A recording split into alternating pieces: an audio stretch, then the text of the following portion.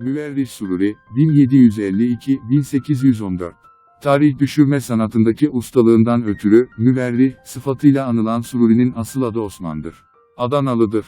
Babasının adı Hafız Musa'dır. Baba tarafından Hazreti Peygamber'in soyundan geldiği rivayet edildiğinden Seyit olarak anıldı. Öğrenimini Adana'da yaptı ve 20 yaşlarında şiir yazmaya başladı. 1779 yılında Adana niyabetinden mektep ayesine yükselen ve daha sonra Şeyhülislam olan Yahya Tevfik Efendi, Süruri'de gördüğü kabiliyet üzerine onu İstanbul'a götürdü. Şairliğinin ilk 5 yılında Hüzni mahlasını kullandıktan sonra hamisi Şeyhülislam Yahya Tevfik Efendi'nin tavsiyesiyle Süruri'yi tercih eder.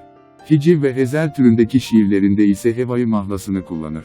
Tahirül Mevlevi bu mahlasın kendisine şiirlerini beğenen Tevfik Efendi tarafından verildiğini söyler. Önce mülazım sonra da kadı olarak Anadolu'nun farklı yerlerinde çalışan Sururi, bir ara şair Sümbülzade Behbi'nin Ketüdalığını alarak onunla birlikte eski Zara'da bulunmuş, burada yaşanan hadiseler her ikisinin de şiirlerine yansımıştır.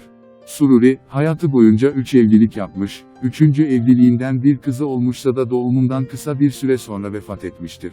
Kızının ölümünden 6 yıl sonra da kendisi olmuştur. İzzet Molla, üstad kabul ettiği Sururi'nin ölümüne tarih düşürmüştür. Müverrih Sururi'nin edebi kişiliği. Tarih düşürme sanatına düşkünlüğü, şiirin hüner tarafına ilgisi çağdaşları arasında bir konum edinmesine imkan sağlamıştır. Osmanlı tarih düşürme geleneğinin en ünlü ismi olan Sururi, bu özelliğiyle hem aslında hem de sonraki yüzyıllarda bir hayli şöhret kazanmıştır. Kuburizade Hevai'yi örnek alarak Hevai mahlasıyla yazdığı ghazelleri bayağı ve müstehcen söyleyişler taşısa da divanındaki manzumeleri ve tarihleri zekice nükteler üzerine kurulmuştur.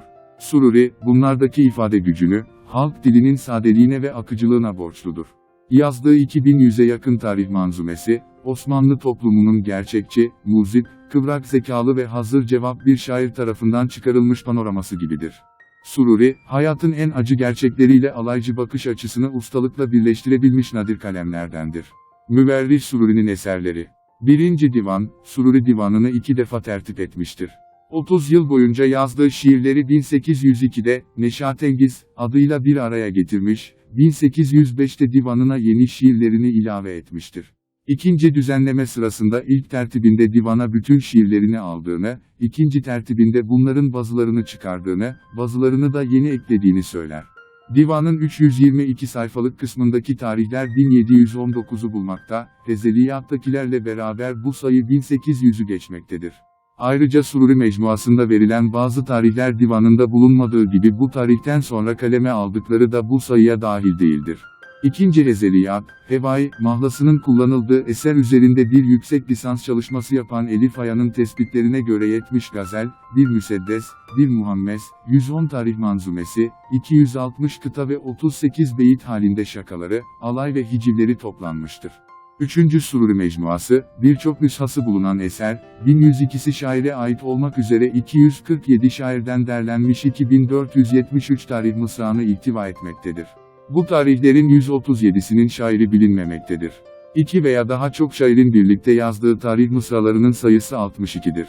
Video umarım faydalı olmuştur. Abone olup destekleyebilir ve bizi bu tarz videoların devamı için teşvik etmiş olursunuz.